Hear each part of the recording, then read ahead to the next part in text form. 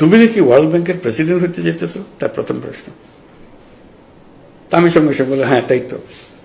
তুমি পড়ো নাই, ফাইন্যান্সিয়াল টাইমস পড়ো নাই? গতকাল ফাইন্যান্সিয়াল টাইমসের ফার্স্ট পেজে ছিল সেটা, এবং আসলে ছিল যে Yunus being consider as a prime minister, world bank president. তুমি দেখো না? তুমি তো ছিল। বলে হ্যাঁ, সেজন্য তো তোমাকে জিজ্ঞেস করতেছি। আমাকে কি জিজ্ঞেস করবো? তো বলেছে তো এটা বিং কনসিডার। তো কনসিডার করলেই হলে তুমি ওয়ার্ল্ড ব্যাংকের প্রেসিডেন্ট হলে চালাতে পারবে এটা? আমি দিয়ে দেখো চালাতে পারি কি না পারি, সেটা ভিন্ন ব্যাপার থাকবে। প্রথম কথা হলো, তুমি প্রেসিডেন্ট হয়ে করবেটা কি? তোমার কি প্ল্যান প্রোগ্রাম তুমি বলছো কাউকে? তাহলে বলি না, এখন কথাটা আমার কাছে আসে নাই বলে বলিনি। তুমি যখন জিজ্ঞেস করতে তোমাকে বলি, কি বলবো? আমি ওয়ার্ল্ড ব্যাংকের প্রেসিডেন্ট হলে ওয়ার্ল্ড ব্যাংকের হেডকোয়ার্টার প্রথমে আমি ঢাকায় নিয়ে যাবো, এটা আমার প্রথম কাজ।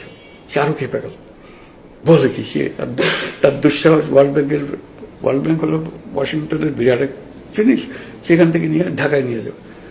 বল ঢাকায় নিয়ে করবেটাকে? সেখানে লোক পাবে না, জন পাবে না, এটা চালানোর জন্য লোক পাবে। এই ওয়ার্ল্ড ব্যাংকের একটা লোকও সেখানে যাবে না। তারা যে জীবনে অভ্যস্ত সেই জীবনে ওয়ার্ল্ড ব্যাংক ওখানে পাবে না, সেখানে একটা লোক ওখানে যাবে না। হ্যাঁ, আমাদের একটি তো আমার চালাকি। আমি চাই যে তারা না যাক, কারণ তারা তো দারিদ্র নিরসন করতে পারতেছে না। কাজে আমি এমন জায়গায় নিয়ে যাব যারা দারিদ্র সম্বন্ধে বোঝে, সেখানে থাকবে। কাজে ওই লোক নিচে চলে গেলে তো আমি বেঁচে গেলাম। আরো খেপে, আমি যতই বলি সে খেপতে থাকে। বলে তাহলে ওদের যারা যাবে তারা তাদের ছেলে মেয়ের লেখাপড়ার কথা কি হবে? আমি সেই জন্যই তো ঢাকায় নিয়ে যাচ্ছি। তার ছেলে মেয়ের লেখাপড়ার ব্যবস্থা করতে হবে, সুস্বাস্থ্যের ব্যবস্থা করতে হবে, আবহাওয়া পরিষ্কার করতে হবে।